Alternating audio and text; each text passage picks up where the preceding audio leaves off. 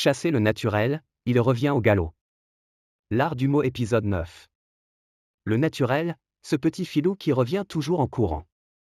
On a tous essayé un jour de changer, de faire semblant, de se donner un genre, mais voilà, le naturel, ce n'est pas un invité qu'on fait sortir discrètement, c'est un squatteur qui revient, au galop.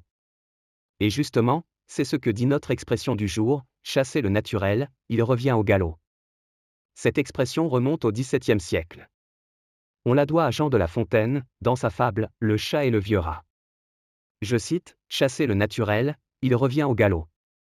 L'image du galop évoque ici une force irrésistible, on peut essayer de dissimuler sa vraie nature, mais elle finit toujours par ressurgir, et souvent avec fracas.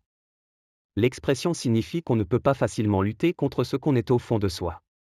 Un tempérament impulsif, une mauvaise habitude, ou même un accent régional, on peut les camoufler un temps, mais ils finissent souvent par réapparaître.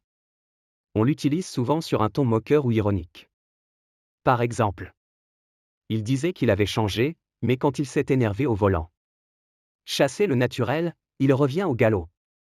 Imaginez un collègue qui veut paraître ultra zen au bureau, mais dès que l'imprimante bloque, il explose. Ou encore un ami qui promet d'être ponctuel, et qui arrive encore en retard. Le naturel, ce farceur, ne se laisse pas dompter si facilement. Alors, faut-il se battre contre son naturel? Ou juste apprendre à mieux le canaliser?